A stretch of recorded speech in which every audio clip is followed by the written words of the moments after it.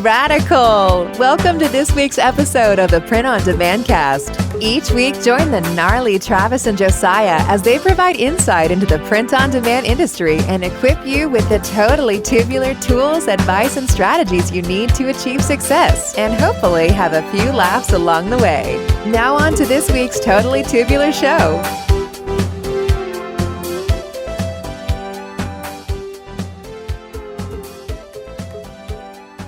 Hey everybody, welcome back to the Print on Demand cast. We're so excited that you've decided to hit play, download, subscribe, whatever you did to get here on your technology device, whichever it may be. Thank you for doing that. I am joined, as always, not from the door behind me. No. From his home in a different room than we've seen before. Travis Ross. Travis, how are you feeling? You worked from home today, Friday. I heard you coughing up all of your lungs in the other room, and I was like, "Hey man, you good?" And you're like, I'm just gonna go home. So how was your weekend? How's your Monday? How you feeling? What's the update? I feel better, I guess. I still have a little bit of a cough, and but yeah, it was a pretty crummy weekend. I just kind of laid on that couch right there. See, I got my guitars right there. I see it. Yep. And then the TV's over there or over there. I don't know which direction, but it's all right there is where I was at all weekend. Yes. Yeah, my wife's out of town, so I still had to kind of help the kids get to different things and all of that. But overall, I'm still alive. I think I feel good enough that I'm gonna come back into the office tomorrow. And but yeah, I still got that cough, man. Every once in a while I have to just mute the microphone and just let her go. And then the other thing is, because I'm at my house, I have my two dogs are like running all over the place and barking at the neighbors, and my kids are upstairs and they're coming down and going back upstairs. It's life, man. It's real life. That's what happens. Okay. Yeah. Hey, you know what I was thinking about tonight is, of course, we're recording this on Monday. It's the national championship game. It is. And when North Carolina is going to beat Kansas. Well, that's what I was going to say. We actually have both sides covered because you are an idiotic Carolina supporter and I am with the holy KU, Rock Chalk Jayhawk Nation. So, whichever way we go. Rock, paper, scissors to you too. Okay. All I care about is the fact. Little insight for those listening. And Make Your Mark Design. We have a tournament where we showed them on the tour a couple weeks ago. 2 weeks ago on the tour, we showed you guys these brackets that we fill out at the start of it. And keep in mind, I know nothing. Not next to nothing. I'm next to nothing about college basketball. So I just filled out what I thought was just accurate. Just take your moment in the sun and tell them that you're going to win. Okay. And turns out, regardless of what happens tonight, I still win the tournament with everyone here at Make Your Mark. So I'm very Amy, who works right there. She told me that this morning, like, it doesn't matter if Kansas wins or not. They're both screwed. You have too many points. So I was very happy to hear that. I don't know what the grand prize is going to be, and I'm sure Travis might be a little salty about it, so it might not be great. But it sucks. I at least won something that I have no idea what I was doing, but it was fun. So I really don't care who wins tonight. You get an extra 10-minute break one time. Yeah, you get to work Saturday. Everyone gets to come. You get to come in on Saturday. So yeah, and I was a Carolina fan when I was younger because my sister's fiance was a Carolina fan. I used to be a Raiders fan too, but I grew way out of that. Like in middle school was because he was a Raiders fan and I loved this guy. Like he was like my older brother, so he was trying to steer me in the way. But North Carolina still has a soft spot. Raiders not so much. So we can just forego any Raiders fandom. So.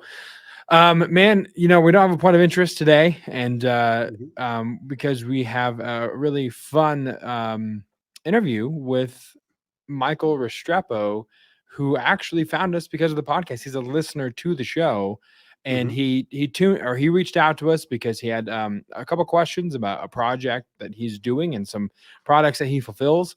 on his site. So we got to talking, and then I was like, we should invite this guy on the show. So we just recorded that at 6. After having done the interview, what are you looking forward to the listeners hearing from Michael's story? I don't want to give away too much, but well, you probably read it'll be in the title. So I just like the idea of yet another way that print on demand can you can be successful with print on demand, specifically with licensing, and he's made that abundantly clear by his success. I mean, he's done really well. He continues to do really well, and he's got a lot of plans to continue to do really well. And so I just like offering our listeners new ideas and new things that they can potentially,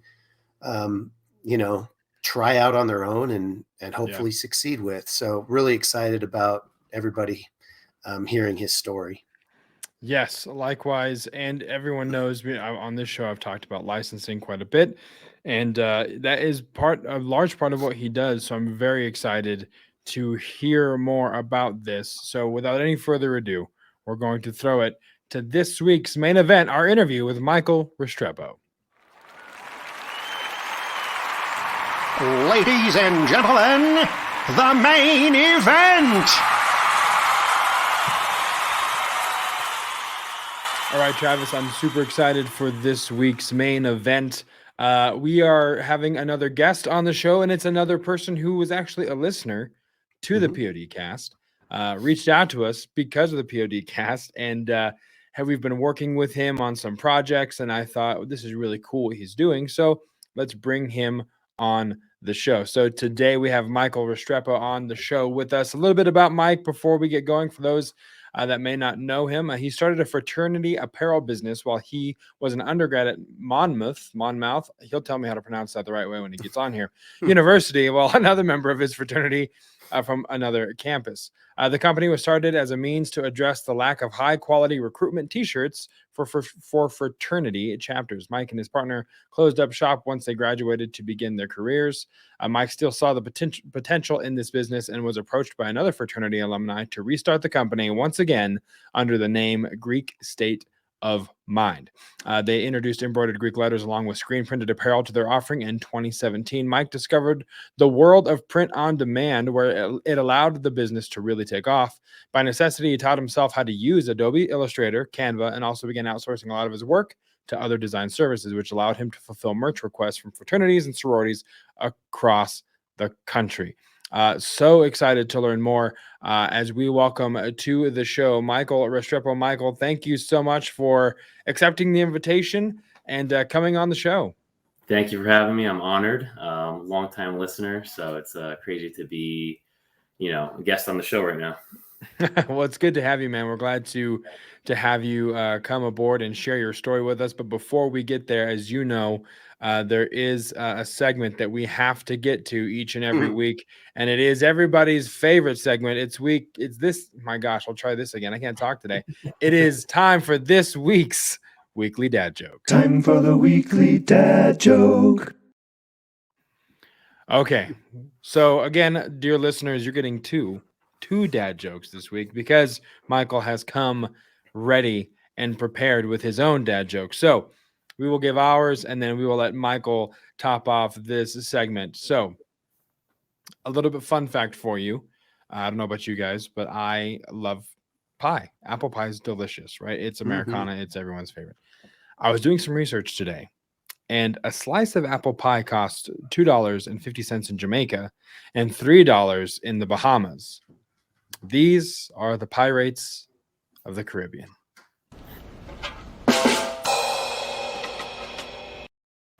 All right, that is our dad joke. Michael, what do you got?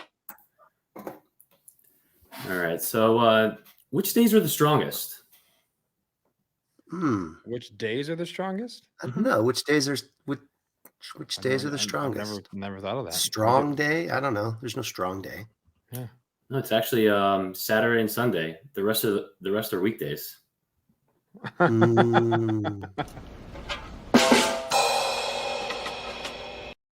And there we have the second dad joke. That was good.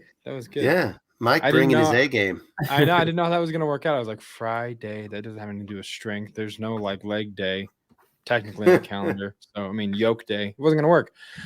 No, Michael, thanks so much for coming on the show, man. Just to kind of dive into it right away, tell us a little bit about your backstory and how you got involved. I mean, you read some of it in the intro, but kind of give us a more in-depth look of how you found print on demand.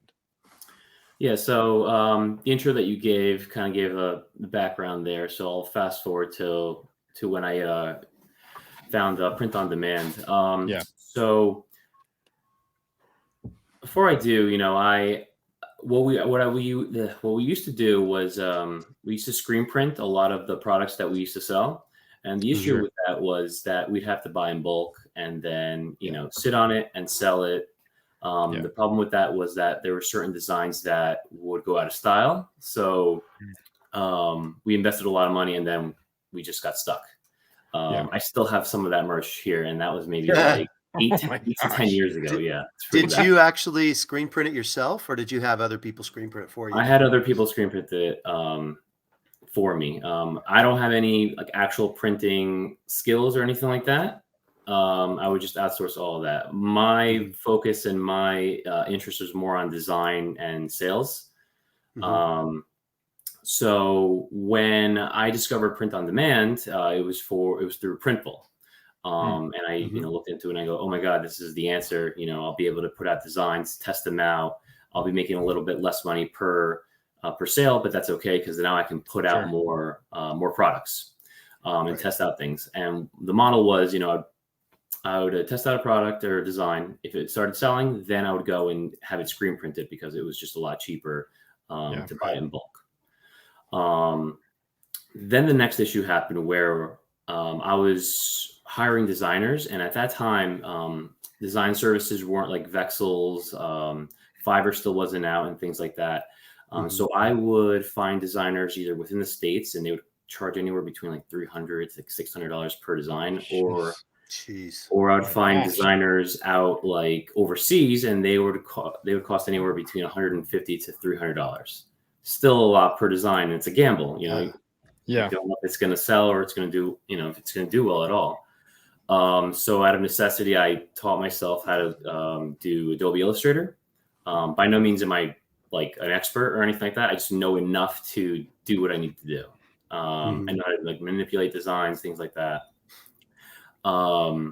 So, I just went on YouTube and just learned as much as I could. Tons of tutorials and everything like that. So once I started getting the hang of it, started getting more licenses for different fraternities and sororities, and started kind of expanding from there. And then the business really started taking off because at the time we were only licensed for one fraternity, but now we are licensed for 21 fraternities and sororities. Okay. Cool. Wow. So was the when you learned Illustrator, was that when you were back in college and the first kind of iteration of this, or is this a little later when you were kind of relaunching the whole idea? This was a few years after relaunching. Back in college, my partner was a graphic designer. I focused more on building the website, doing the sales. I would go to different campuses and sell the merch. I was just doing most of the sales, and I let him do all the graphic design. But when we graduated, he went off to work at a company called Thrillist. It was in the city. So, he didn't have the time. I had to go get start my career. I started working at Granger Industrial, large company. I'm still working there right now full time. So I've been there for like 10 years and I love it. But through that job, I got to learn, how a big company operates. And I took a lot of skills and lessons from there and I applied it to my small business. I started teaching myself Illustrator through YouTube, maybe 5 years after the relaunch of the company. And that was just because of print on demand, because I realized, okay, I need to put out more content and I can't be paying designers that much money. So I need to figure out a way to be able to do this as cheap as possible. Right. That makes sense. So, so you say so it's Greek State of Mind, and I'm assuming that's a .com. You can go there and buy all of your different licensed sorority and fraternity apparel. Do you sell anything aside from apparel on those sites? And then B, is there any other place you do sell on besides just your own website? So I would say 99% of the products on the website is Greek related. There are accessories that are like, they're not specifically like licensed for the group, but it has to do with them. So for example, I sell these owl bracelets, right? One of the fraternities, the mascot's an owl, but it's just a generic owl bracelet. Right. And I source that from China. So, Oh, nice. Yeah, super cheap. Wow, cool. And what was the second question? I was asking, what other places do you sell aside from your own website? Okay, so besides Shopify, we also sell on Amazon, and we also sell on Etsy. Amazon, we probably have the least amount of products. Amazon's a tough one to sell on in general. It's very complicated, so I'm still learning. But I mean, it's the biggest marketplace, and it's pretty consistent with sales. We sell a lot of fraternity flags on there right now, which I get that from overseas as well. We're looking to move into sorority flags, and eventually we want to start pushing more apparel through there as well. We also sell on Etsy. Etsy's been great. I think we've been on for about a year now. And that's pretty consistent. And we have a couple different stores. One is specifically for sorority apparel. I'm going to do another one for Greek State of Mind, so just fraternity apparel. And the reason for that is I'm just trying to take up a lot more online real estate for that brand. And Etsy does a really good job of getting on the first page of Google on their own without me having to pay ads, or they charge ads on their own. So that's the reason for that. And then I do have another store, completely different from outside of Greek life. It's for mixed martial arts, MMA. So we have a number of designs on there. And right now our focus is on providing apparel for up and coming fighters, so amateur fighters, in hopes that maybe they get big one day and, our stuff is out there and, it'll work out. We'll have those relationships long term.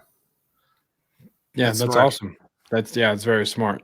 You mentioned you talked a lot about licensing. You're licensed with certain sorority and fraternity groups, and even with up and coming fighters, I'm sure there's if they do get big, there's licensing things and that you have to go through. So we've talked about licensing a little bit on this show, and so I'm curious to hear your story about how did you attain these licenses to do merchandise and apparel for these groups? And what are some of the pros and cons of working with a licensed group? Yeah, sure. So when I first started the company, I just did Google search, like whatever organization I was looking for, and licensing or trademarks, and it brought me to the group or the licensing group that gives them out. So we went and applied. You have to, obviously, they're providing you a license for a specific group, so you have to follow their rules and regulations to respect their image. So like in the beginning, like being a fraternity, I was like, oh, cool, I'll just do all these like beer designs and just do like some alterations and make it like into something where it has a fraternity name on it, and that's a big no-no. You can't do that. Anything alcohol, drug related, brand related, it's a no-go. So you kind of have to get a little more original. But when it comes to licenses, the process for those are, you apply, you have to pay a registration, registration fee or application fee. That's what I mean. Then they ask you to send in a couple samples so that they can see, the quality of the items. Then the licensing group will approve you or deny you.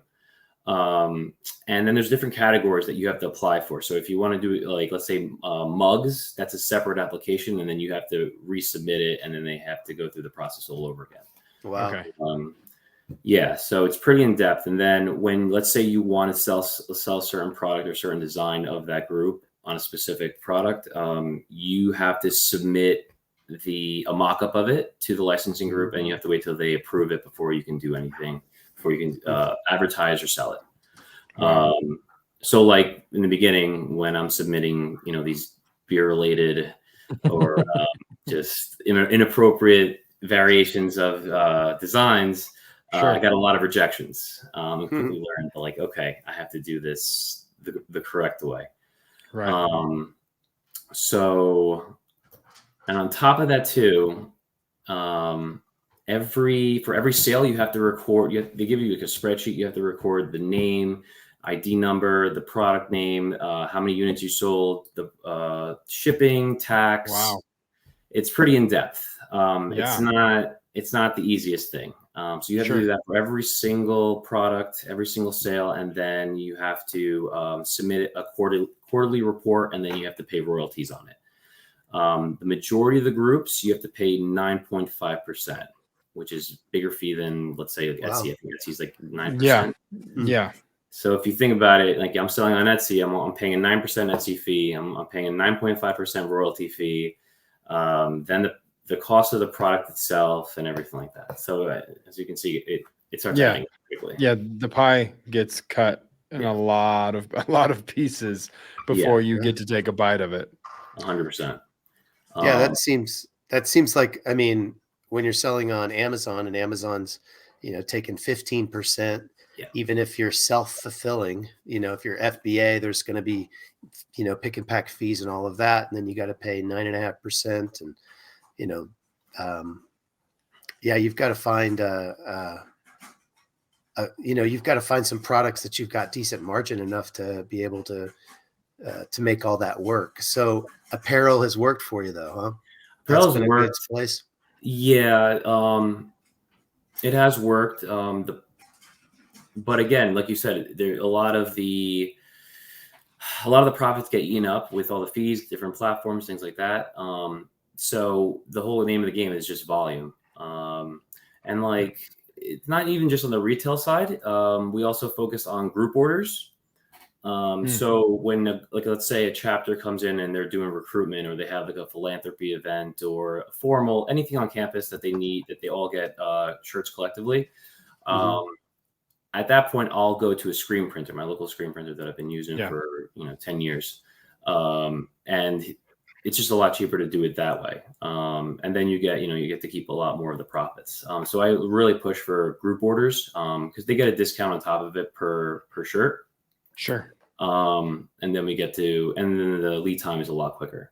But then for like all online, for like Shopify, Etsy and all that, most of it is print on demand. Because that just allows me to not have to pack and ship every single order that comes in, because then I just wouldn't have the time for that, especially because I have a regular job during the day.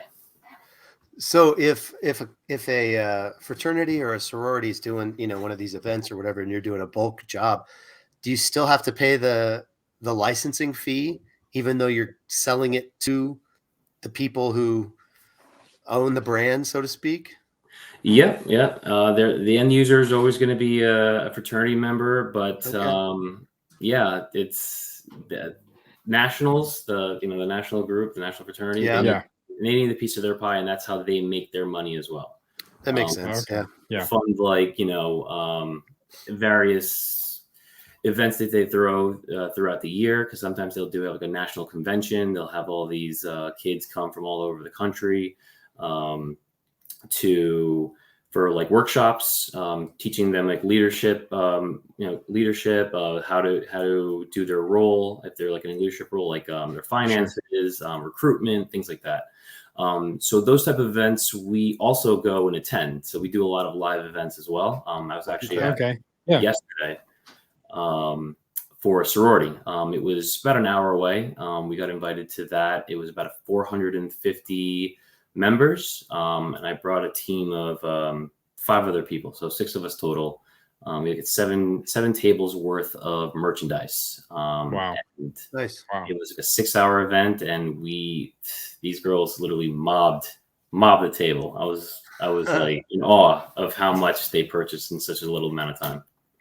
Wow. That's incredible. So We've kind of touched on it, but some of the pros of working with license groups, obviously, is that's kind of the audience, especially in this particular scenario. You're always going to have people that are joining these fraternities and sororities and need shirts, and there's always going to be events. So, I mean, talk a little bit, more about some of the pros of attaining the license and what that's been able to allow you to do. So for the pros, you're creating kind of like a barrier between everyone else. So it stops other people from coming in because it is costly. There's a lot of work in terms of making sure that you're in good standing with the licensing company, submitting everything on time, paying your dues, your royalties to them regularly, not infringing on or violating any rules on design or anything like that. So it does keep people out. Sure. And you're right. So every 4 or 5 years, you have a new batch of people. Not actually, no, it's every semester you get a new batch of potential new customers. So it's a constant revolving door of new customers. You don't have to worry about keeping them long term, even though there's alumni who still purchase things here and there, but it's mostly going to be undergrads. They go through the recruitment process. They're super excited because they earned it.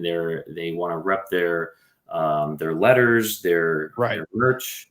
And then in the holidays too, the parents are constantly buying them, tons of stuff.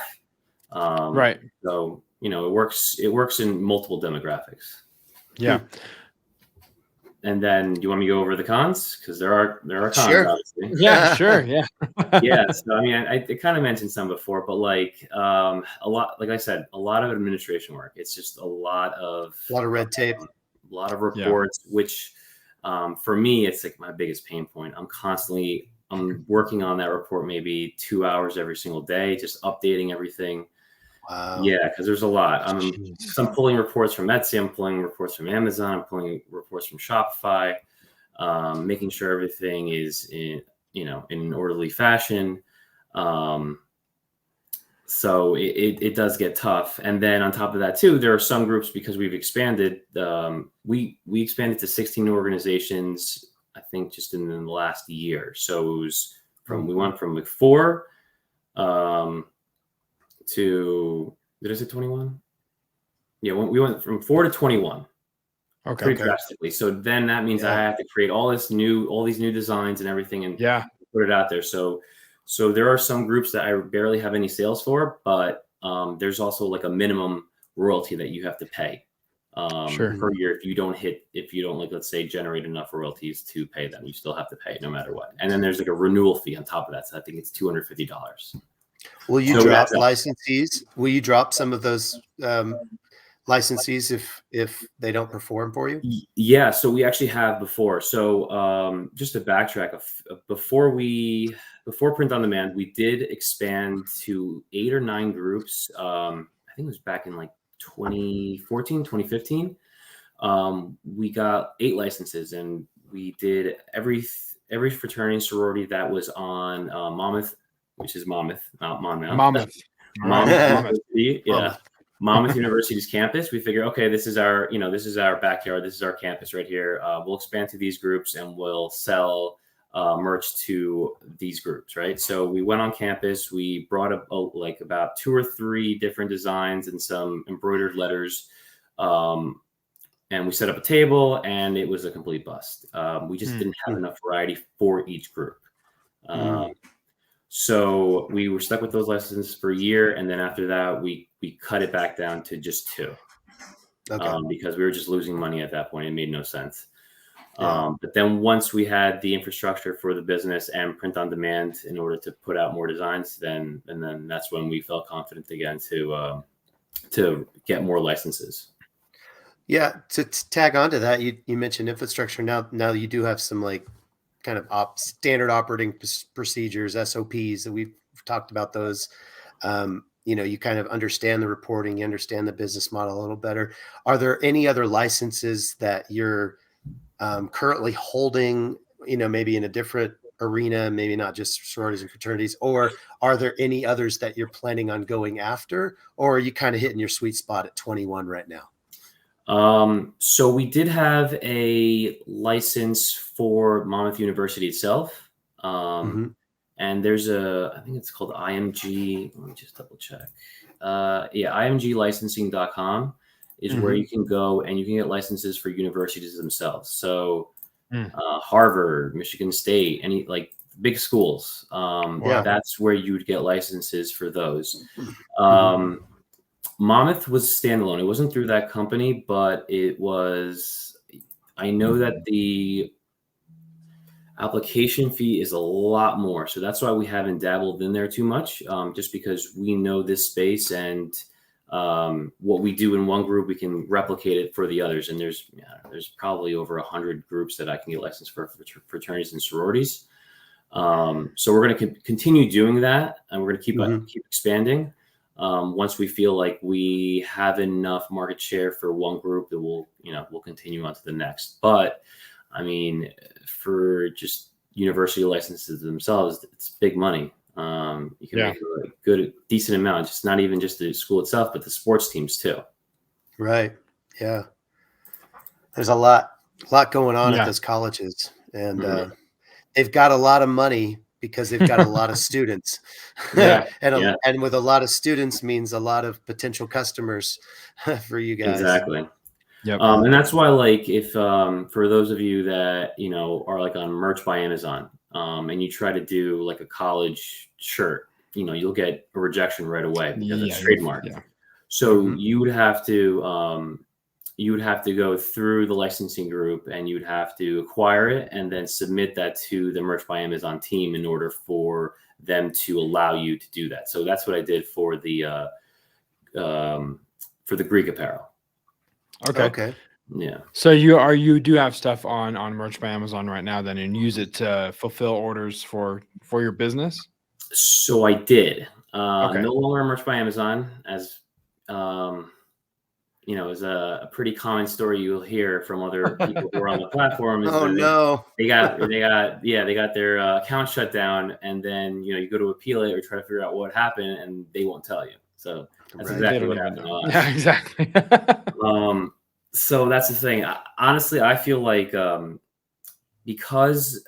because these were trademark groups, there was a number of times where I got rejections, even though they said I was approved to sell the merch and that my account was configured in order to allow it to go through. I still got tons of rejections. I remember I submitted, I think it was over 100 designs. I literally got over 100 rejections, and I literally, my heart sank, and I was like, oh my God, I panicked, and I'm gonna get shut down. Didn't get shut down because I reached out to support right away. I told them, I told you that, I double checked with you to make sure that everything was good on your end, and clearly it isn't. So, that happened. But then when it actually got deactivated, it was just random. It was just out of nowhere. I woke up to the rejection notice or the account deactivation notice, and I was just like, all right. But at that point, I was just like, okay, I'm just going to focus on Shopify, Etsy, because I'm doing well there. Anyway, so it sounds a lot like the other typical story you hear about Amazon, is that the right hand doesn't know what the left hand is doing. Right. And so the left hand told you you're good to go, and then the right hand slapped you for doing what the left hand said to do. Yeah, exactly. but just to backtrack here, when I did have the account up and running, I used to use Merch by Amazon to fulfill orders for, let's say I got an order on Shopify. In order to boost the listing on my Merch by Amazon listing, I would order it through there, just put it at literally cost. Sure. I would end up getting, the profit from the Shopify purchase, and then I also charge shipping on there. But on Merch by Amazon, it's free shipping, so I'd make a little bit extra on top of that too.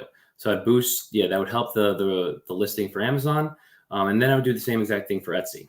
So it would just help out, for both, to boost the algorithm. Sure. Yeah, that's awesome. So how many vendors then are you currently using now? If you're not using Merch by Amazon, I know you mentioned a local screen printer, you're doing some print on demand. So how many vendors do you currently have that are helping you produce? So for all our products, let's see. Sorry. You know, it's a lot when you have to count. 8 vendors. Okay. 9 with you guys. So 9 vendors. Yes. All right. Nice. Yeah, I have a screen printer. I have a couple of different embroiderers that specialize in certain things. You know, certain ones are smaller businesses, so they might not have the time, or the lead time might be longer. So then I'll use somebody else. Right. You know, some of them have their pros and cons. So it's really about like project management. Just figuring out what's the best, depending on what type of order I'm working on. You know, who's the best fit to fulfill this one. Sure. Pretty much what it comes down to. I have a couple Chinese vendors that I source products from, and then as far as print on demand, I was using Printful. I use them just now for embroidery, but I mostly use Printify. Okay. Awesome. I guess one question that I have that's not really on our script, but I think is apropos. Like we have a lot of listeners and that are trying to make it in print on demand, and you've really kind of gone in a specific way. I'm just wondering, what would you say to that person that's starting out that, you know, is kind of getting burned out trying to find the niche of the month to make another t-shirt and upload it to Amazon or throw it on Etsy or whatever. I mean, do you think what you've done here in, maybe not in the fraternities and the sororities or whatever, do you think what you've done with licensing is reproducible in a way that maybe somebody that does have a second job or a first job, and this is their side hustle, could they reproduce what you've done, or did you just kind of get lightning in a bottle? You mean through licensing? Yeah, I believe so, because honestly, anyone can go and apply for a license. You know, as long as you get approved through their application process, you have a built-in market already, and you're also kind of like protected from everyone else that's trying the same exact thing.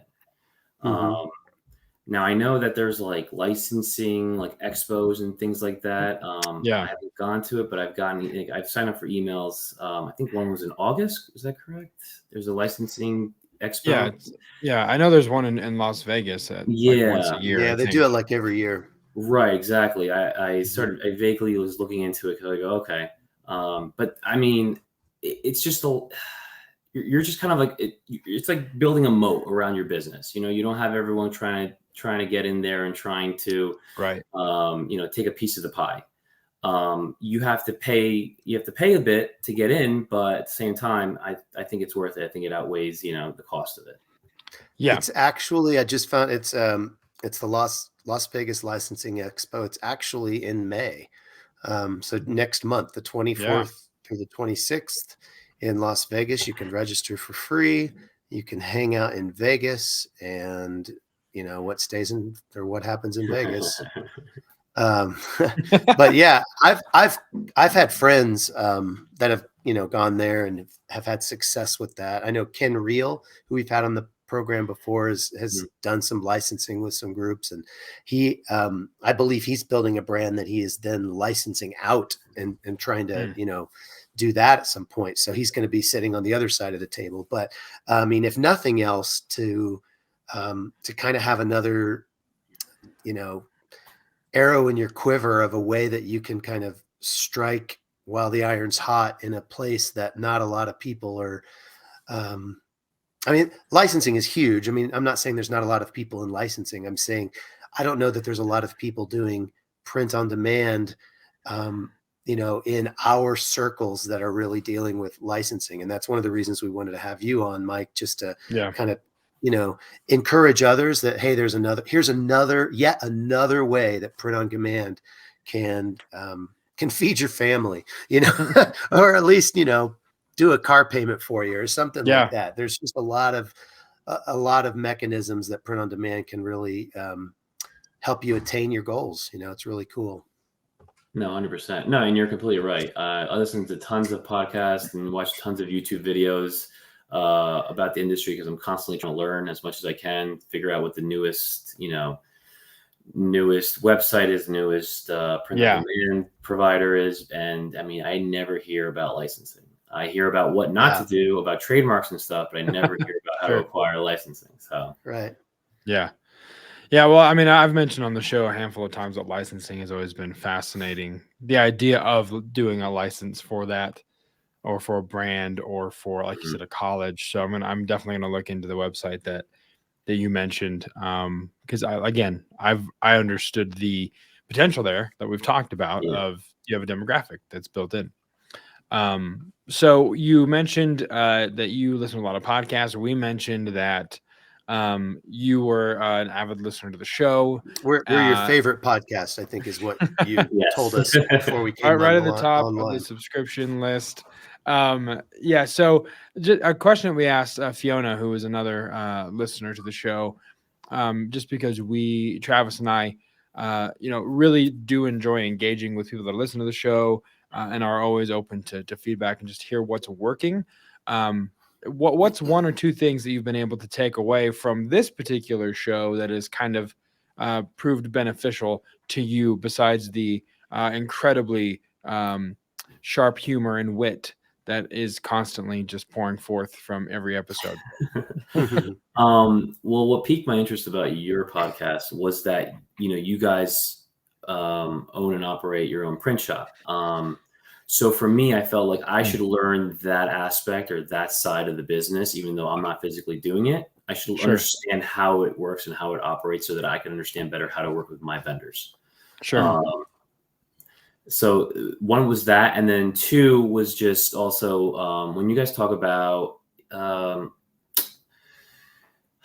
different, when you guys in the beginning, like different print providers, you would talk about Q4 and how operation would work like that. Because my first Q4 where it was huge was this past one, because we finally had our all 21 licenses, had all my products up on Printify. So it was really my first time dealing with that type of,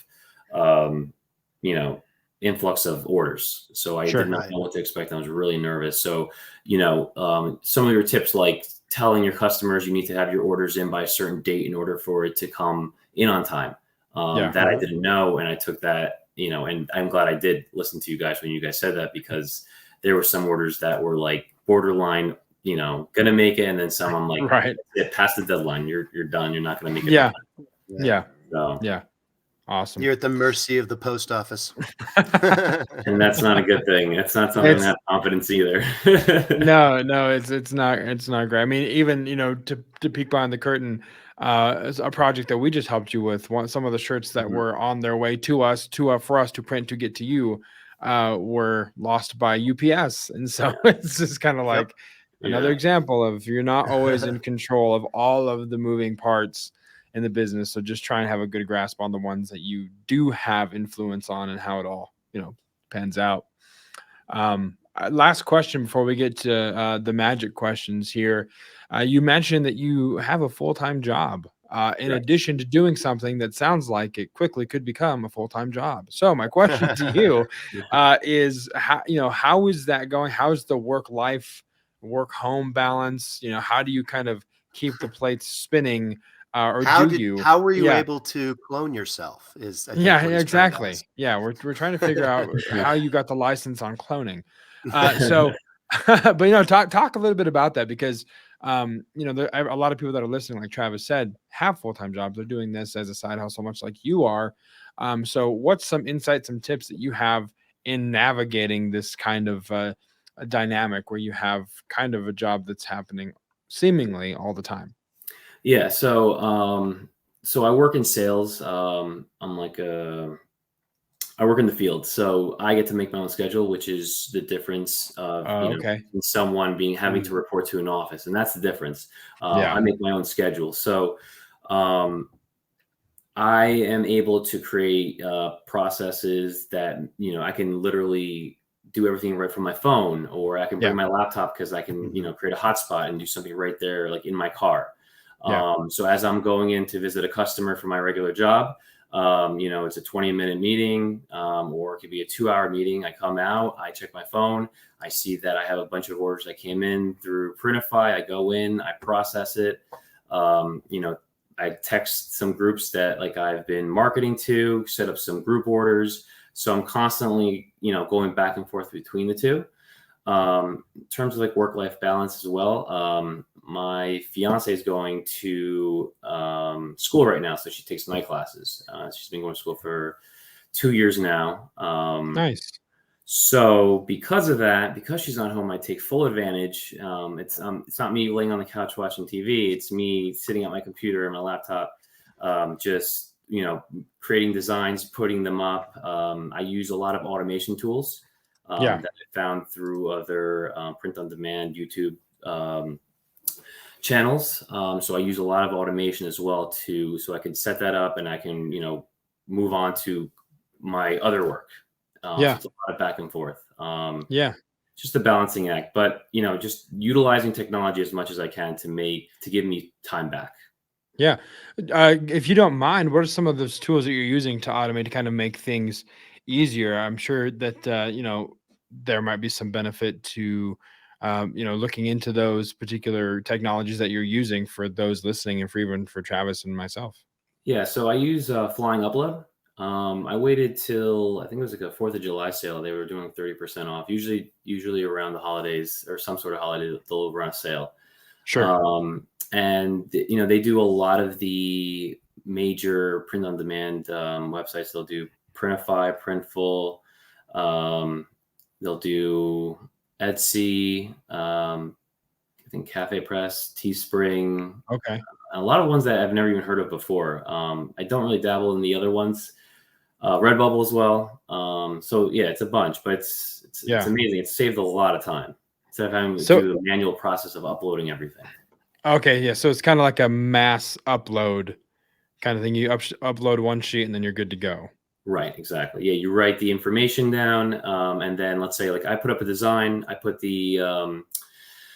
I'll put in the description, a couple tags, and then I'll make templates of the products that I want it to be put on. So it's a t-shirt, a crew neck, a hoodie, and then I let it run and it'll literally start posting all of those. Wow. That's awesome. Incredible. So yeah, that's something to look. You said Fly Upload? Is that what you call it? Flying Upload. And there's another one called Merch Titans. That one's a little more expensive. Oh, yeah. Yeah, but Flying Upload and Merch Titans, they do both the same thing. I've actually talked to Curtis from Merch Titans about potentially coming on the show sometime and talking about his tool. It's pretty awesome. He's got a new thing that allows you to like hold all of your art in the cloud now, and that's kind of brand new. I think it's in beta. And anyway, we don't have to get into that, but that's cool. I'm glad those tools are making it more efficient for you. That's awesome. Yeah, 100%. That's why I always encourage, like, constantly go and learn, like constantly go on YouTube and look up the latest things, because like there's so many tools out there, like SEO tools and things like that, automation tools that could help, a person who's just trying to make this into, just a side hustle or bringing in a little side income. These tools make all the difference. Yeah. That's awesome. All right. Well, we're going to go right into the set of questions that we ask everybody, and they are called the Magic Questions.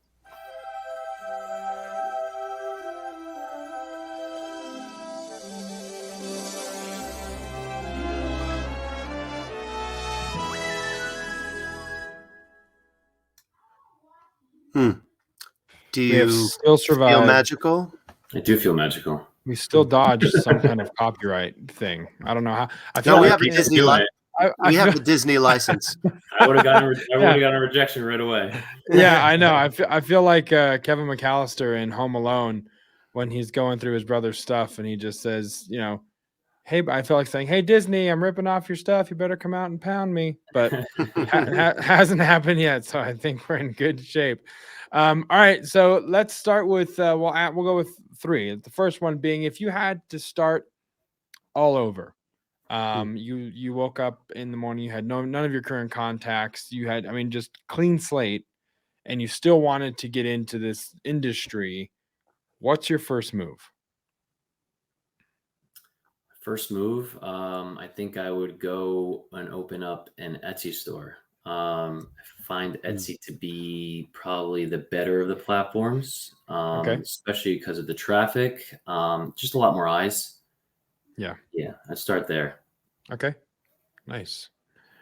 Travis? All right. Question 2.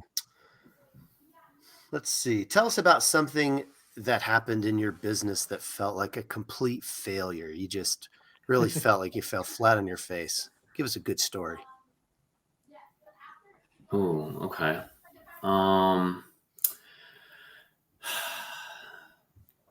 Well, recently I got the opportunity to do a large group order for sorority.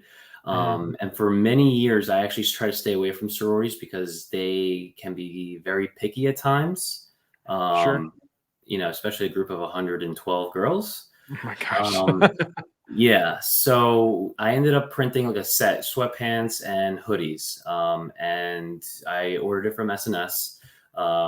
They were forest green with just a white print on both. I ordered a Gildan hoodie and they didn't have the sweatpants in stock. So I ordered the new blend, forest green. We had it printed. It was like about a $3,000 to $4,000 job. We got it to them probably within a week. I was like really excited about it because I was just like, oh, this is a brand new account. They keep ordering from us. And then I get pictures from them complaining and saying that the greens, the greens don't match up. Oh no.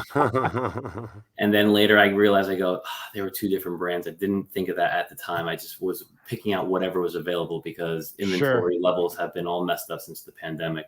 Sure. So I'm like, oh no, but I had to do right by the customer. And I was just like, okay, I'm just going to eat this. And it was about $2,000 that I lost right there. Oh man. Oh my goodness. Yeah, it's a big hit. My partner said to me too, he goes, I told you we shouldn't be doing these sororities. I told you this is what happens. And I'm like, oh, I know, but listen, we got to do right by them. So we got it reprinted. They haven't gotten it yet. It's getting delivered tomorrow. So fingers crossed. I hope they're happy and I hope they come back. But yeah, such an expensive mistake. With little details you need to pay attention to. Yeah. And hopefully, I mean, we've talked about this before, but I think there is something to be said about just owning mistakes and making it right.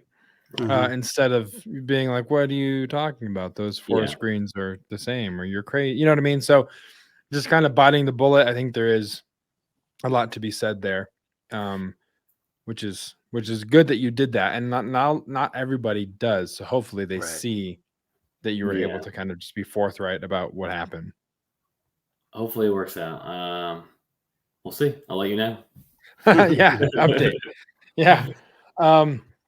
All right, last one.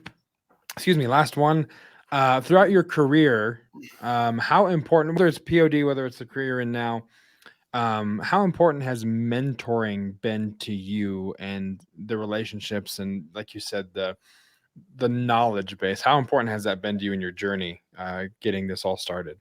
Oh, extremely important. I wouldn't have restarted the company if that alumni didn't reach out to me. Right. He's a lot older, a lot wiser. Still my partner. Still teaching me new things. Yeah. What information and what skill sets I lack, he makes up for. He always says, like, I'm the visionary and he's there to just kind of reel me in when I go off the rails. So I definitely need that. And besides him though, just like, just going on YouTube and finding people who are in the same space, learning as much as you can. That's so important. That way you can avoid making costly mistakes. You can learn quicker and just, kind of get your business, accelerate your business faster than just trying to do it all on your own. Yeah. Totally. That is awesome. Well, before we say goodbye and wrap up this interview, I want to give you a chance to let everybody know where they can find you, whether it's on social media, your websites, if they want to know more, if they're interested, they have questions, how they can find you out there on this information highway that we all call the internet. Yeah. So social media wise, best place to find me is at Mike Restrepo, MikeRestrepo. My Facebook is facebook.com/Mike.Restrepo. You can reach out to me. We also do a lot of stuff outside of Greek life too. We do a lot of small businesses. We do sports related stuff. Anything that can be printed on apparel, we can do. We do a lot of design work ourselves. So, don't feel free to reach out to us if you have any questions. And if you want to just check out our website to see what we have, it's www.greekstateofmind.com. Awesome. Nice.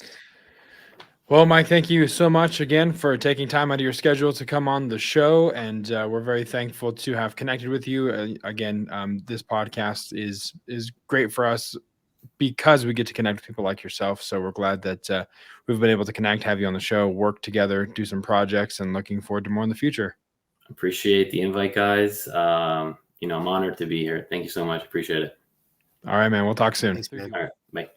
All right. I want to thank Michael again for taking time to come on the show. It's really fun to, again, connect with listeners. And his story is awesome, man. I really, I think it's awesome what he's been able to do with utilizing print on demand and outsourcing a lot, everything really, and still working a full-time job. So yeah, it's crazy. He is a champ, and I'm looking forward to continuing to work with him and just seeing the success of Greek State of Mind, but also, the other things that he has in the works and the other ideas and projects that he puts his hands to. I think it's going to be really cool to see. Yeah, for sure, man. Yeah, he's a good dude, and he works hard. I mean, he's built a really cool business, and like you, I'm excited to see where it goes. And I also think that it kind of lights a little fire under both of us to maybe look into some licenses and things like that. And we'll see where that goes, or if it goes anywhere, it might just be another one of those like, oh, that's a good idea, and then shiny go object. back to doing shiny object, exactly. Because it might, obviously it's probably not for everyone. So sure, and there's nothing wrong with that. If you're successful in one thing, maybe it's wise not to spread yourself too thin. But it's worked for Mike, and he's doing well, and maybe it's going to light the fire under some of our listeners to go down that path. We'll see. Yeah, man, it's going to be exciting to see. And so I just, again, thank you to Mike, and we're going to have all the links to his social media, his website, all that kind of stuff that he mentioned there for you guys to connect with him as well. But if you have a question and want to connect with us, you can always go to facebook.com/groups/printondemandcast, join the group. You do have to request to be a part of the group. Please answer the questions. There's some people that don't answer the questions. And I'm telling you now, if you don't answer the questions, we're not going to let you in. You got to answer the questions. We got to know that we're all on the same page. I'm really just trying to see how many times I can say the word questions in a span of time. So answer the questions. But no, join the Facebook group and the conversation. We'd be happy to have you. We're also on Instagram.com/printondemandcast. We're on YouTube. Last week, there wasn't a YouTube version of the episode because of the madness that was that particular Tuesday. But there will be a YouTube this week. Our video is also on Spotify, but that's youtube.com/printondemandcast. And we'd love to have you guys subscribe there, hit the notification bell so that you get notified when new episodes drop. That's the best way to do that. Audio wise, Spotify, Apple Podcasts, that I will forever call iTunes just because that's my childhood, Stitcher, Google, all of the things, all of the podcast platforms. We are there for you. As I like to say, wherever there are podcasts, the PODcast is there for you. And as always, if you have time, please leave us a 5-star review and a comment on Apple Podcasts. Let us know what you think. If you have any questions, what you like about the content, your favorite dad joke, it doesn't matter. Just as long as it accompanies a 5-star review, it will be seen and probably, maybe, shouted out on the show. But again, Travis and I are always extremely grateful for you guys supporting us. And so, Travis, anything else before we wrap this thing up? Absolutely not. You covered it all. All right. And I almost ran out of breath and passed out, but I didn't. My cardio exercise every week is that spiel. So, as always, for Travis, I'm Josiah. We'll see you next time right here on the Print on Demand Cast. See ya. Hey, babe, thanks for listening to this week's episode of the Print on Demand Cast. We hope you enjoyed the Totally Tubular Show. If you've got a question or a suggestion for the show, send Travis and Josiah an email at info@printondemandcast.com. Want to be wicked nice? Take a minute to rate and review the show on iTunes or wherever you get your podcasts. And don't forget to subscribe now so you don't miss next week's episode. See you next time, for sure.